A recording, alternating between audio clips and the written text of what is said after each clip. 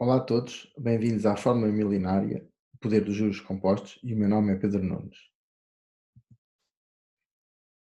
Qual é, para Albert Einstein, a maior força do universo? Era atribuída a frase de que a maior força do universo são os juros compostos. E, no fundo, o que é que são os juros compostos? Os juros compostos não são mais do que a aplicação de juros sobre esses mesmos juros e o montante inicial. Vou tentar explicar de uma forma simples. Vamos imaginar que temos 1000 euros e que temos uma taxa de juro de 10%. Decorrido o tempo dessa taxa de juro, vamos ter, se essa taxa são 10%, vamos ter 1100 euros. Ora, os juros compostos não são mais do que no próximo período de juros, os juros vão incidir sobre os 1000 mais os 100 euros que tivemos de retorno, onde ainda podemos acrescentar alguma componente mensal ou anual que vamos introduzir. E isto tem, obviamente, um poder muito grande ao longo do tempo. Temos então aqui três situações. Uma situação é o montante inicial que pomos nessa a compor em termos de juros, obviamente que devem ser feitos através de poupança. Temos depois o tal reforço, pode ser um reforço mensal ou ter uma componente anualizada, também novamente aqui a componente de poupança, e depois temos a taxa de juro que vai incidir sobre esse montante inicial e sobre os reforços que vamos atribuir. Estas são as três componentes dos juros compostos. Temos aqui a questão da taxa de juro, que eu costumo utilizar para esta forma, e que é uma taxa de juro de 10%. E porquê é que eu tenho esta taxa de juro de 10%? Há várias formas de investimento, portanto, a questão da taxa de juros tem muito a ver da forma como vamos investir, que podem atribuir uma taxa desta natureza.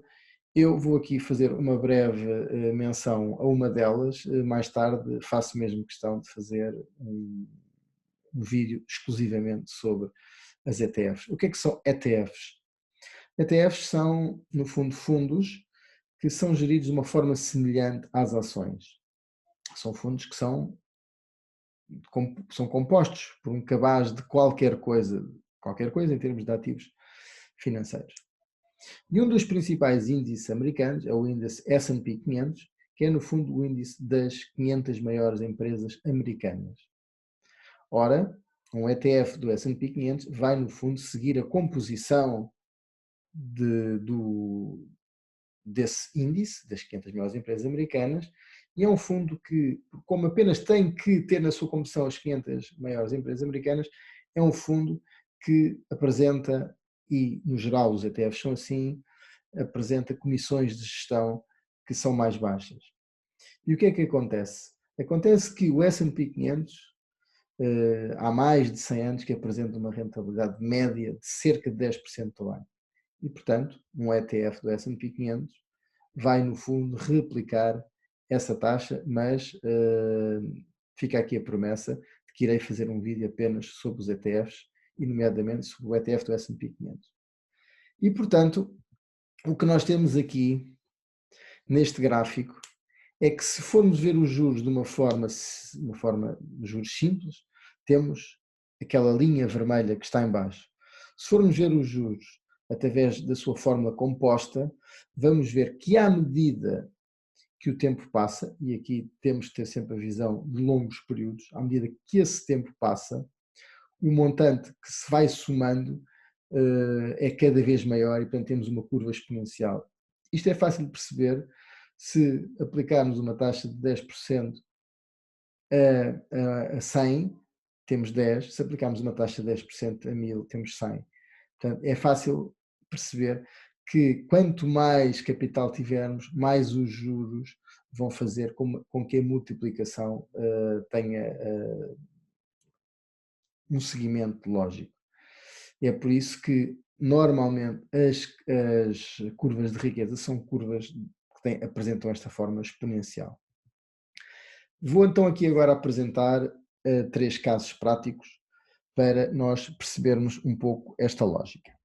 Um primeiro caso, que é um plano de poupança que é feito, por exemplo, no nascimento de uma criança, de um filho, em que eu, para estes cenários, como veem aí, pus para os 3 cenários um capital inicial de 1000 euros, por exemplo. É óbvio que se o capital inicial for superior, o efeito da composição dos juros é multiplicado. Mas, para este efeito, pus um capital de 1000 euros. Vamos imaginar que um filho nosso nasce e nós tomamos a decisão de fazer um investimento, por exemplo, num produto daquela natureza que referi. E vamos fazê-lo, segundo está aí, desde o nascimento até aos 23 anos. Eu pus 23 anos porque poderia ser, por exemplo, a conclusão de um curso superior. Portanto, apresenta uma duração de 23 anos, um reforço mensal, como está aí, de 100 euros, mensal ou até anual, e com a tal taxa de 10%. E o que é que nós teríamos no final desses 23 anos? Portanto, poderíamos ter aqui um valor final de 104 mil euros. No fundo, algo que seria extremamente importante para o futuro desse nosso filho. Tenho na coluna seguinte um segundo exemplo, que é um plano de poupança que se pode aplicar no início de uma atividade de trabalho, o mesmo capital inicial dos 1000 euros, com início aos 23 anos, por exemplo, uma situação após a conclusão de um curso superior, e dos 23 aos 43, durante 20 anos, com um reforço mensal de 200 euros ou o correspondente anual da mesma quantia, com a mesma taxa, e temos, portanto, um capital de 144 mil euros. Portanto, poderíamos chegar aos 43 anos se não tivéssemos feito antes, já com uma poupança bastante razoável. Um terceiro exemplo, que no fundo não é mais do que replicar o segundo exemplo, mas em que em vez de alguém que chega à meia-idade vê que nunca poupou e que com 45 anos decide iniciar uma poupança, até aos 65, portanto 20 anos, novamente com um capital inicial de 1000 euros, um reforço mensal de 200 euros ou correspondente anual da soma desses 200 euros por mês, a mesma taxa e, portanto, como são os mesmos períodos, temos novamente 144 mil euros, o que para alguém que vai entrar na idade da reforma, portanto, já é uma quantia que permite fazer face aos desafios dessa nova situação.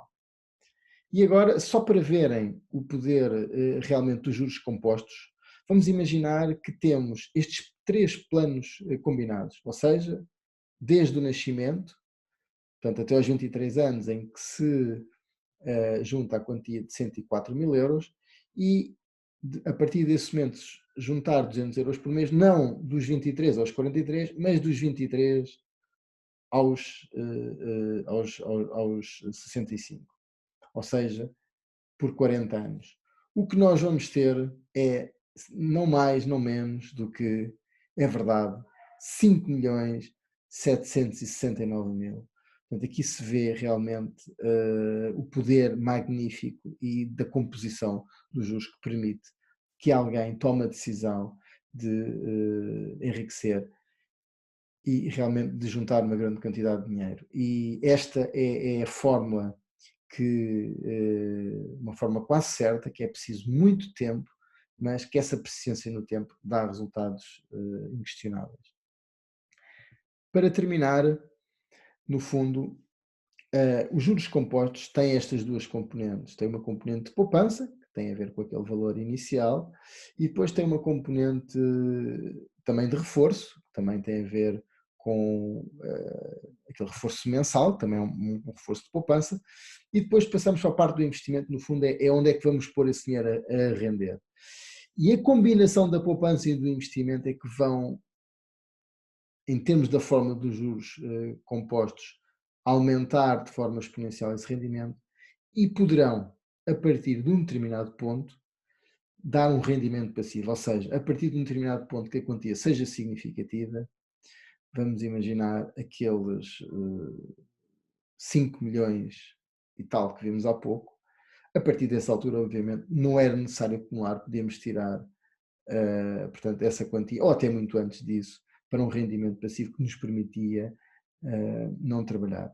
No fundo, a mensagem que queria deixar aqui é que existem fórmulas que podem fazer com que, ao longo do tempo e de forma lenta, mas segura, levem ao nosso enriquecimento e que levem, inclusivamente, que possamos deixar de trabalhar e alcançar a liberdade financeira. Obrigado.